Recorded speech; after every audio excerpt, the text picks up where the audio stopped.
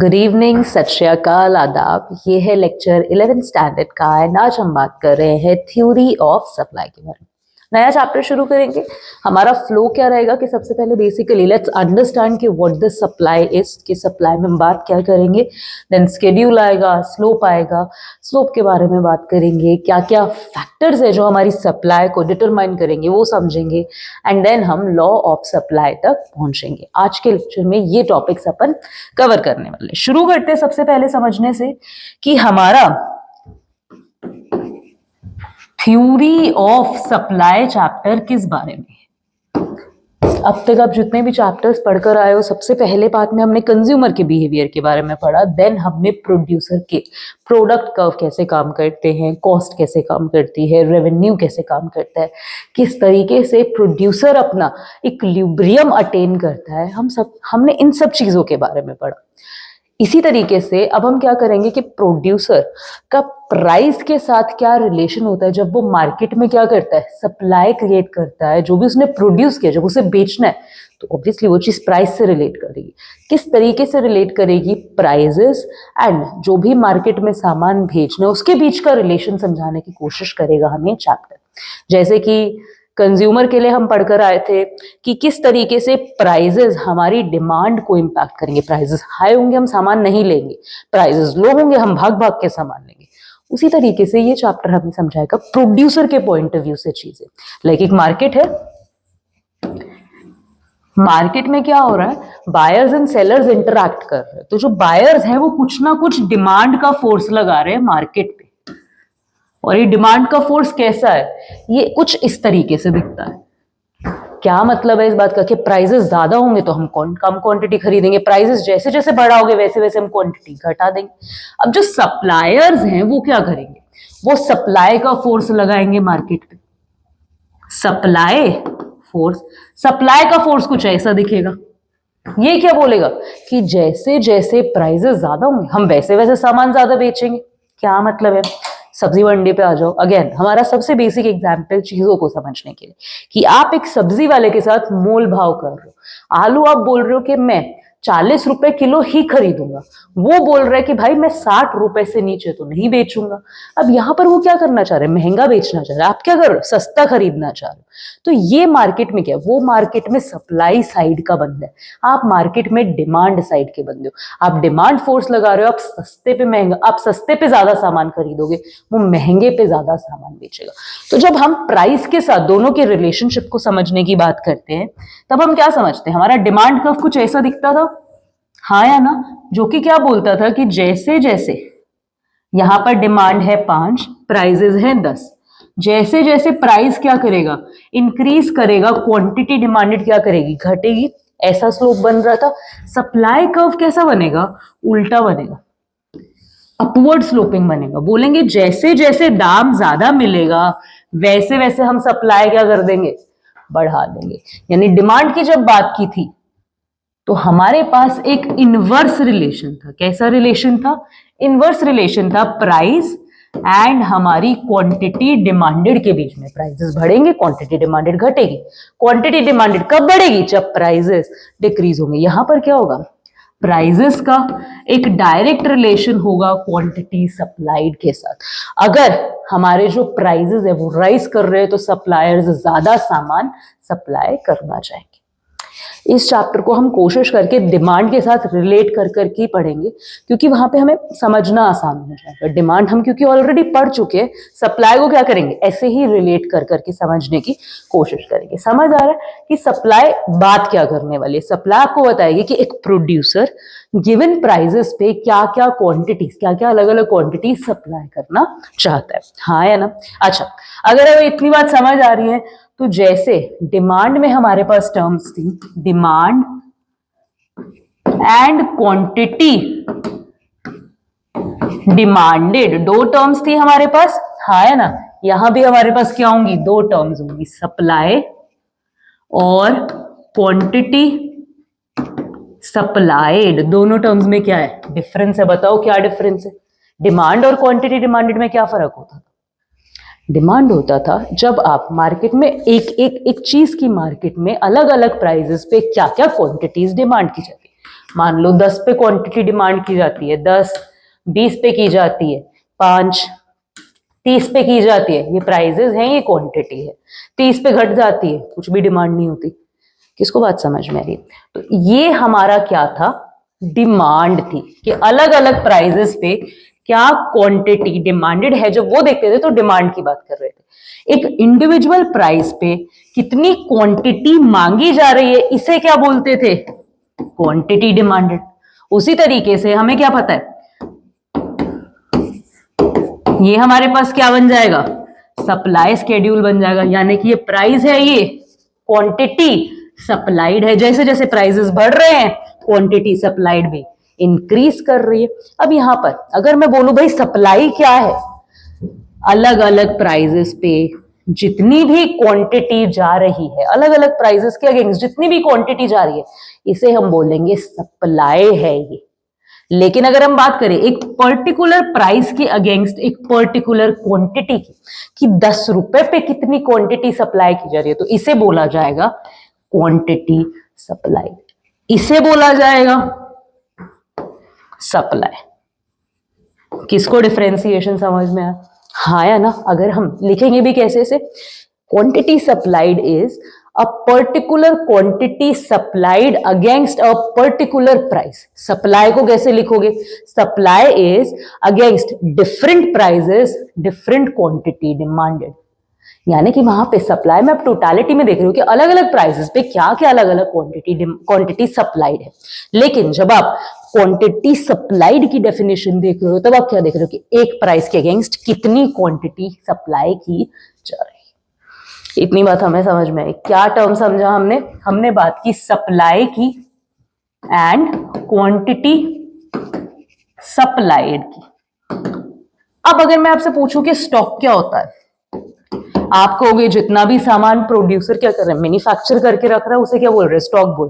तो अगर एक सवाल किया जाए कि स्टॉक और सप्लाई क्या सेम बात होगी, क्योंकि प्रोड्यूसर स्टॉक भी तो तभी बनाएगा ना अगर वो मार्केट में बेचना चाहते हैं। तो स्टॉक और सप्लाई सेम ही चीज हुई ना? नहीं, सेम चीज नहीं होगी। क्या डिफरेंस है? सप्लाई है जो एक प्रोड्यूसर एक सप्लायर विलिंग है मार्केट में भेजने के लिए गिवन प्राइसेस पे। स्टॉक है जो भी सामान उसने बना के रखा हुआ है। मान लेते हैं विंटर्स चल रही हैं अभी, हाँ या ना, और मैं काम करती हूँ टी शर्ट मैन्युफैक्चरिंग का। मैं क्या करती हूँ, टी शर्ट्स की सप्लायर हूं मैं। ओके, नाउ विंटर्स में कोई ज्यादा टी शर्ट्स खरीदता नहीं, तो इस टाइम मार्केट में ऑफ सीजन में टी शर्ट का भाव चल रहा है ₹100 पर पीस। लेकिन मुझे पता है कि मेरी टी शर्ट्स जो ये है ये गर्मियों में ऑलमोस्ट ₹500 की बिकती हैं। तो अब मैंने क्या किया, सर्दी के 2-4 महीने लगा के फुल टी शर्ट्स बना बना के स्टॉक करके रख ली। पर क्या इसका ये मतलब है कि मैं ये टी शर्ट्स को मार्केट में ₹100 में बेचने वाली हूं? नहीं बेचूंगी। मैं क्या कर रही हूं, इसे स्टॉक के रूप में बनाकर रख रही हूं। लेकिन जब मेरे फेवरेबल प्राइसेस आएंगे गर्मी में, तभी मैं क्या करूंगी, इनका सप्लाई करूंगी। समझ पाए यहां से कि स्टॉक और सप्लाई में फर्क क्या होगा? स्टॉक होता है जो एक प्रोड्यूसर मेंटेन कर रहा है। जरूरी नहीं है कि स्टॉक प्रोड्यूसर सप्लाई भी करे सारी की सारी क्वांटिटी। जब भी हम सप्लाई स्टॉक सप्लाई में तब बदलेगा जब प्रोड्यूसर विलिंग हो कि मार्केट प्राइसेस पे मैं इतनी क्वांटिटीज बेचना चाहता हूं। अपने स्टॉक को जब वो रेडी हो सेल करने के लिए, मार्केट में भेजने के लिए, तब जाके वो क्या बनती है, सप्लाई बनती है। मान लो मैंने 500 टी शर्ट्स बनाई हैं, लेकिन मैं गर्मियों में ज्यादा बेचना चाहती हूँ, पर अभी बिल्कुल बंद थोड़ी करके बैठना अपना सिस्टम। तो मैं हर दुकान में क्या कर रही हूँ, 10, 20, 30, 40, 50 करके 100 मैंने क्वांटिटी सप्लाई कर दी है। नाउ अगर आप बात करेंगे यहां पर, तो मेरा स्टॉक कितना है, इतना। मेरी सप्लाई कितनी है? किसको बात समझ में आ गया, हाँ या ना? किसको बिल्कुल ही क्लियर हो गया डिफरेंस? ओके, अगर हमें बेसिक कॉन्सेप्ट समझ में आ गया, फिर हम किसके बारे में बात करने वाले हैं? हम समझेंगे कि हमारा सप्लाई कर्व का स्केड्यूल कैसा दिखेगा, कर्व कैसा दिखेगा। वैसे तो हम इसे साथ साथ समझ ही चुके, पर बुक आपकी कैसे डिफाइन करेगी कि अगर आप सप्लाई की बात कर रहे हो किसी इंडिविजुअल इंडिविजुअल सप्लायर की और मार्केट सप्लाई की। तो आपके पास दो अलग अलग स्केड्यूल्स, दो अलग अलग कर्व बन जाए। होगा कुछ नहीं। क्या हुआ यहाँ पर? प्राइजेस है 1 2 3 4, इसके अगेंस्ट क्वांटिटी सप्लाइड कितनी है? 10 20 30 एंड 40। ये मान लेते हैं राम की क्या है? क्वांटिटी सप्लाइड है। मार्केट में क्या होगा? प्राइजेस होंगे हमारे पास वही 1 2 3 4, राम 10 20 30 40, शाम 20 40 60 80, धाम 10 15 30 एंड 45। तो मार्केट सप्लाई की जब हम बात करेंगे, मार्केट सप्लाई की जब हम बात करेंगे तो अपन क्या करेंगे? जितने भी सप्लायर्स एग्जिस्ट कर रहे हैं सबको एक साथ जोड़ देंगे। एक पे कितनी मार्केट में सप्लाई है? 1 प्राइस पे 1 रुपीज पे कितनी सप्लाई है? 10 20 एंड 10 कितना हो गया? 40। देन 20 40 60 75। ये आपका क्या बन जाएगा? मार्केट स्केड्यूल बन जाएगा। ये आपका क्या बन जाएगा? इंडिविजुअल स्केड्यूल बन जाएगा। इसके अगेंस्ट अगर बात करेंगे, इनके सप्लाई कर्व कैसे बनेंगे? सप्लाई कर्व हमेशा एक अपवर्ड स्लोपिंग ग्राफ बन रहा है, क्योंकि हमारे पास प्राइजेस है एंड क्वांटिटी सप्लाइड है। तो जैसे जैसे प्राइस बढ़ता जा रहा है, क्वांटिटी सप्लाइड भी क्या कर रही है? इंक्रीज कर रही है। यही दिखाना चाहते। इंडिविजुअल में आप क्या करोगे? एक इंडिविजुअल की क्वांटिटी सप्लाइड को प्लॉट कर दोगे प्राइसेस के अगेंस्ट। मार्केट में आप क्या करोगे?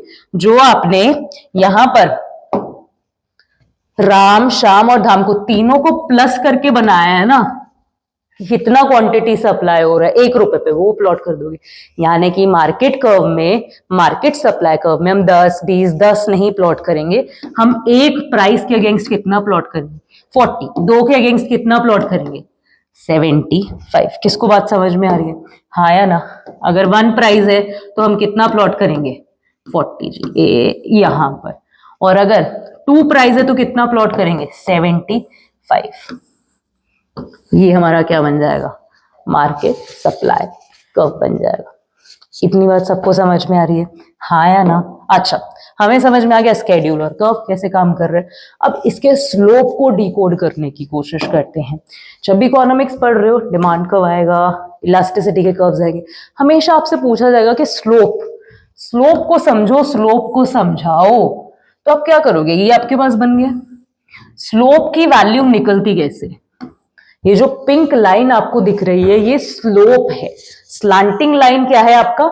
स्लोप है, सप्लाई कर्व है। ओके, अब आपको बोला है कि इसकी वैल्यू निकालो। इस लाइन की वैल्यू कैसे निकलती? कोई भी ग्राफ है, अगर आपको उसकी वैल्यू पता करनी है तो उसके 2 पॉइंट्स उठाएंगे, a point and b point. Then देखेंगे जब आप ए पॉइंट से बी पर गए हो या बी से ए पर आए हो तो चेंज कितना आया। मान लो मैं बी से ए पर आई हूं, मेरे प्राइजेस में इतना चेंज आया।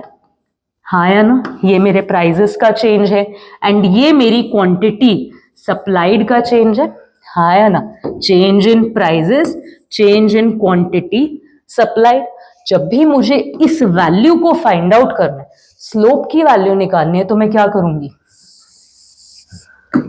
Change in X axis upon change in Y axis.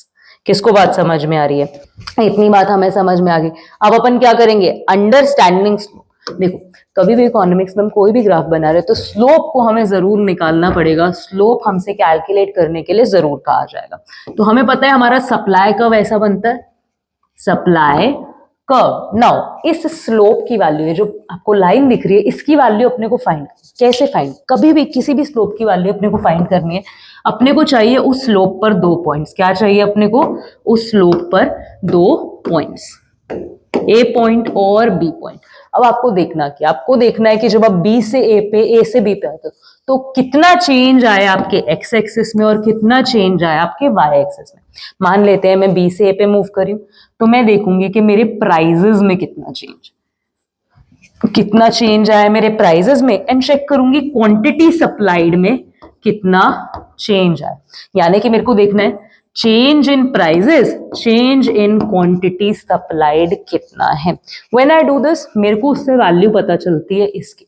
तो मैं क्या करती हूं, change in P upon change in quantity supplied, जब मैं ये करती हूं तो मेरे पास क्या आ जाता है, स्लोप ऑफ सप्लाई कर्व आ जाता है।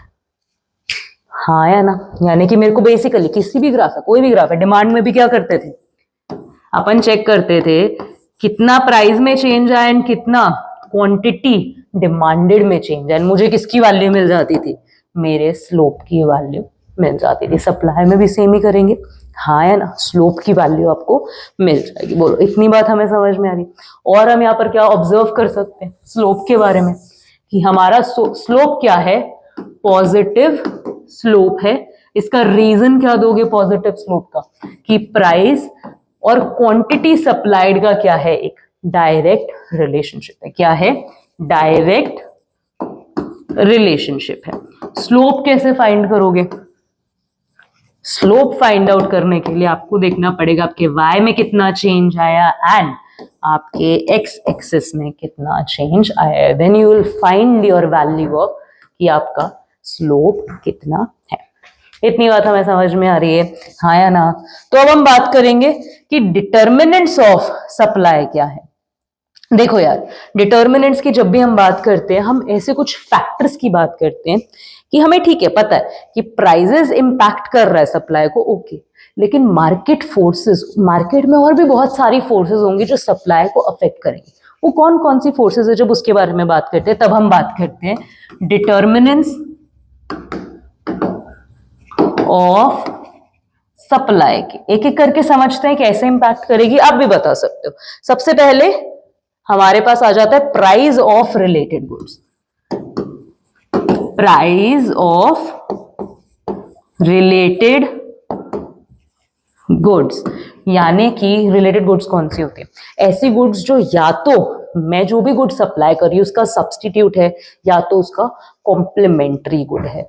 तो क्या होता है, जो हमारे सब्सटीट्यूट गुड्स होते हैं और जो हमारे कॉम्प्लीमेंट्री गुड्स होते हैं, इनके प्राइजेस में चेंज आने की वजह से हमारा प्राइस इंपैक्ट होता है। मान लेते हैं कि कॉम्प्लीमेंट्री गुड है उसका, यानी कि मेरी गुड के साथ जाने वाला गुड है, ब्रेड के साथ बटर जाता है, एक चीज का प्राइस क्या हो गया, राइज हो गया। मैं बेच रही हूं बटर मान के चलते, या मैं बेच रही हूं ब्रेड मान के चलते, तो बटर मेरा क्या हो गया, कॉम्प्लीमेंट्री गुड हो गया, हाँ या ना। बटर मेरा क्या हो गया, कॉम्प्लीमेंट्री गुड हो गया। अब अगर बटर के प्राइसेस राइज करते, तो मुझे पता है लोग बटर तो किसके साथ खाएंगे, ब्रेड के साथ ही खाएंगे। तो मैं इस मौके का फायदा उठा के क्या करती हूँ, अपनी ब्रेड का भी दाम महंगा कर देती हूँ। किसको बात समझ में, हाँ या ना। अगर बात करें सब्सटीट्यूट गुड्स की, मान लेते हैं कि जो टी है उसका दाम क्या हो गया, महंगा हो गया, हाँ या ना। मैं क्या बेचती हूँ, कॉफी बेचती हूँ, मैं क्या बेचती हूँ, कॉफी बेचती हूँ। अब क्योंकि टी का दाम महंगा हो गया, मैं सोच रही क्या टी का दाम महंगा हो गया, मतलब इसके कंज्यूमर्स टी को छोड़ के किसके पास आएंगे, कॉफी खरीदने आएंगे, हाँ या ना। ये चीज महंगी हो गई ना, तो इसके सब्सटीट्यूट की तरफ शिफ्ट होंगे। तो मैं दिमाग लगाती हूँ कि यार लोग मेरे पास आ रहे, क्यों ना मैं भी ज्यादा प्रॉफिट कमाऊं, मैं भी अपने प्राइजेस को क्या कर दूंगी, राइज कर दूंगी। मैं अपनी सप्लाई राइज कर, अपने सप्लाई के प्राइजेस क्या कर दूंगी, राइज कर दूंगी, कि मैं यार इतने का नहीं बेचूंगी, इतने का। मैंने उधर क्या किया, बेनिफिट उठाया। इस तरीके से बेसिकली क्या होता है कि हमारी जो सप्लाई है उसको इम्पैक्ट करेगी जो भी प्राइस ऑफ रिलेटेड गुड्स हैं। और समझते हैं और क्या चीजें इंपैक्ट करेंगी, number of firms in the industry, कितनी फर्म्स है वो इफेक्ट करेगी आपकी सप्लाई को। अगर जो नंबर ऑफ फर्म्स हैं वो हाई होगा तो सप्लाई मार्केट में क्या होगी, ऑब्वियसली ज्यादा होगी। कहाँ एक बंदा काम कर रहा है, का 10 काम कर रहे हैं, सप्लाई ज्यादा हो जाएगी। अगर लो है तो सप्लाई कंपैरेटिवली कम होगी। और देखते हैं क्या है हमारे पास, गोल ऑफ द फर्म क्या है, इसका क्या मतलब है, गोल कैसे इंपैक्ट कर सकते हैं सब को, देखो अभी समझते हैं। गोल ऑफ द फर्म, देखो एक फर्म के दो गोल्स हो सकते हैं, या तो कि हमें प्रोडक्ट बहुत ज्यादा बेचना है, सेल्स ज्यादा करनी है, या फिर हो सकता है कि हमें प्रॉफिट ज्यादा कमाना है। अब आप कहोगे दोनों ही होते हैं यार गोल्स, तो सेल भी ज्यादा करनी होती है, प्रॉफिट भी। देखो दिमाग लगाओ, क्या पढ़ा हमने कि आप सेल ज्यादा कब कर पाओगे, जब आपकी क्या होगी, ऑब्वियसली दिमाग लगाओ, नॉर्मली सोचो समझो इस बात को, ये आपका सप्लाई कर्व है इस तरीके से, हाँ है ना, ये आपका डिमांड कर्व है। डिमांड कर्व क्या बोल रहा है कि किसी भी चीज की सेल ज्यादा कब होगी, क्वांटिटीज ज्यादा कब बिकेंगी, जब वो सस्ते होंगे, हाँ है ना। यानी कि अगर आप चाहते हो कि यार मेरी सेल्स बहुत ज्यादा हो, तो आपको लोगों का डिमांड फॉलो करना पड़ेगा, यानी कि आपको अपने प्राइजेस क्या करने पड़ेंगे, रिड्यूस करने पड़ेंगे, अपना प्रॉफिट छोड़ना पड़ेगा, अगर आप सेल्स ज्यादा करना चाहते हो तो सेल्स गोल है तो आपका। लेकिन अगर आप सोचते हो कि यार चाहे प्रोडक्ट दो कम बेच ले, लेकिन बेचेंगे हम लोग अपने ही प्राइजेस पे, तब आप क्या कर रहे हो, आप प्रॉफिट मेकिंग पे फोकस कर रहे हो। यहां पे हो सकता है आपकी सेल्स ज्यादा ना हो, लेकिन जितनी भी क्वांटिटीज आप बेचोगे, आप अच्छे दामों पर, महंगे दामों पर ही बेचोगे। तो एक फर्म का गोल क्या है, वो भी इंपैक्ट करेगा सप्लाई के। अगर प्रॉफिट मेकिंग आपका गोल है तो आपका सप्लाई कंपैरेटिवली लो होगा, लेकिन अगर सेल्स आपका गोल है तो आपका सप्लाई हाई होगा। किसको बात समझ में आ रही है, हाँ या ना। चलो और समझते हैं। नेक्स्ट हमारे पास क्या है, price of factors of production. Factors of production क्या होते हैं, फैक्टर्स ऑफ प्रोडक्शन क्या होते हैं भाई, factors of production, land, labour, capital and entrepreneur. इनको देना क्या पड़ता है, लैंड के अगेंस्ट देना पड़ता है रेंट, लेबर को देनी पड़ती है वेजेस, कैपिटल के अगेंस्ट देना पड़ता है इंटरेस्ट, एंटरप्रेन्योर्स को देने पड़ते हैं प्रॉफिट, यानी बिजनेस से पैसा ये लोग लेकर जाएंगे अगर सर्विसेज देंगे बिजनेस को तो, हाँ है ना। तो अगर फैक्टर्स ऑफ प्रोडक्शन हमें सस्ते मिल जाए, इजीली मिल जाए, तो हम क्या करेंगे, हमारा बिजनेस सप्लाई क्या कर सकता है, कभी भी शिफ्ट कर सकता है, सप्लाई ज्यादा होगा। लेकिन अगर ये चीजें इजीली नहीं मिलती, मुश्किल से मिलती, तो हमारे बिजनेस का सप्लाई क्या होगा, लो होगा। किसको बात समझ में आ रही है। और देखो क्या है, स्टेट ऑफ टेक्नोलॉजी। अगर टेक बहुत ज्यादा अच्छा है तो आप क्या कर रहे हो, आप मैकेनिकल चीज पे डिपेंड कर रहे हो, आपका सप्लाई बेटर होगा। लेकिन अगर टेक अच्छा नहीं है, उतनी टेक्नोलॉजी में काम नहीं कर रहे हो, तो आपका सप्लाई कंपैरेटिवली क्या होगा, लो होगा। अगर हम बात करें एक्सपेक्टेड प्राइस इन फ्यूचर, अगर आप एक सप्लायर हो एंड इस टाइम आपके मार्केट में प्राइस चल रहे, जो भी आप गुड बेच रहे हो 100 रुपए, चॉकलेट बेच रहे हो 100 रुपए की, आपको पता लगता है कि अभी ऐसा कुछ होने वाला है, कोई ऐसा स्पेशल ओकेजन आने वाला है जिसकी वजह से, न्यू ईयर आने वाला है जिसकी वजह से चॉकलेट्स बहुत बिकेंगी, एंड चॉकलेट्स तब बिकेंगी 110 रुपए की, 100 रुपए की नहीं बिकेगी, कितने की बिकेगी, 110 रुपए की।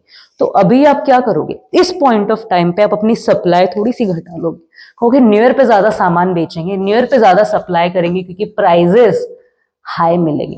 अगर एक्सपेक्टेड फ्यूचर प्राइस हाई हो तो आप करंट सप्लाई को रिड्यूस कर लोगे। अगर आपको पता चल जाए कि किसी वजह से मंदा आने वाला है एंड आपका चॉकलेट अब उतना महंगा नहीं बिकेगा, तो आप क्या करोगे, फटाफट 100 रुपए में जितनी निकलती है सप्लाई कर दो, सारी सप्लाई कर दो, सारी सप्लाई। फ्यूचर में क्या होने वाले प्राइजेस, यानी कि एक्सपेक्टेड प्राइस जब डाउन आने वाले होंगे, आप करंट सप्लाई को क्या कर दोगे, इंक्रीज कर दोगे। और देखते हैं गवर्नमेंट पॉलिसीज। अगर गवर्नमेंट पॉलिसीज फेवर में होंगी, टैक्सेस वगैरह कम होंगे, सब्सिडीज ज्यादा होंगी, तो आप सप्लाई खुल के करोगे, ज्यादा करोगे। लेकिन अगर टैक्सेस बहुत ज्यादा होंगे, सब्सिडीज नहीं होंगी, तो यानी कि आपको गवर्नमेंट को कुछ ना कुछ देना पड़ेगा, आपका प्रोडक्ट आपको कंपैरेटिवली महंगा पड़ने लग जाएगा बनाना, तो आप क्या करोगे, सप्लाई डाउन कर लोगे, हाँ या ना। किसको बातचीत सारी समझ में आ रही है, ओके। चलो अगला हम लोग क्या बात करने वाले हैं, ये तो हमें समझ में आ गए डिटर्मिनेंट्स कैसे काम कर रहे हैं। लेक्चर को कंक्लूड करेंगे इस सारे टॉपिक को कलेक्ट करके लॉ ऑफ सप्लाई में।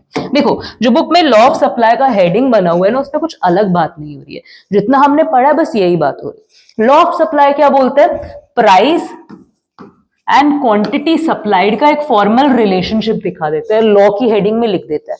बोलता है कि भाई देखो, जैसे जैसे प्राइसेस राइज करेंगे, क्वांटिटी सप्लाइड राइज करेगी। जैसे जैसे प्राइस डाउन आएंगे क्वांटिटी सप्लाइड भी गिरेगी। ये एक क्या है, लॉ है। इसमें हम लोग मानकर चलते हैं कि देखो हमने समझा कि क्वांटिटी सप्लाइड सप्लाई को बहुत सारी चीजें क्या कर रही है, इंपैक्ट कर रही है, बहुत सारे डिटर्मिनेंट्स है। लेकिन जब आप ये लॉ पढ़ रहे हो तब आप अज्यूम करके चलोगे कि जितने भी डिटर्मिनेंट्स अभी पढ़कर आए हो ना उनमें से कोई भी बदल नहीं रहा, सभी की सभी क्या है, कांस्टेंट है, कुछ नहीं बदल रहा। इसका स्केड्यूल कैसा बनेगा, जैसा अभी बनाकर आए हो। P quantity supplied 1 2 3 10 20 30। Supply curve कैसा बनेगा, ऐसा जैसा बनाकर आए हो। जितने जितने प्राइजेस बढ़ेंगे उतनी उतनी क्वांटिटी सप्लाई इंक्रीज करती जाएगी। यहां पर क्या है, प्राइजेस है, यहां पर क्या है, क्वांटिटी सप्लाइड है। किसको बातचीत समझ में आ रही, हाँ है ना। कुछ एक्सेप्शंस भी लिख देंगे। क्या लिख देंगे, कुछ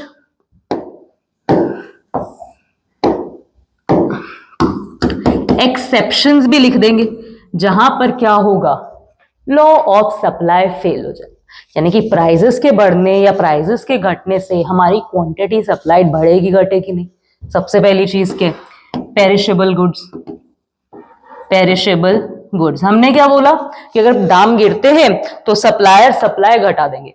पर मान लो दूध का, दही का, लस्सी का, इन चीजों का दाम गिर गया तो इनके जो सप्लायर्स हैं जिन्होंने बना रखा है, क्या वो इसे 2 महीना स्टॉक करके रख सकते हैं? ये चीजें तो 4 दिन के बाद खराब हो जाएंगी।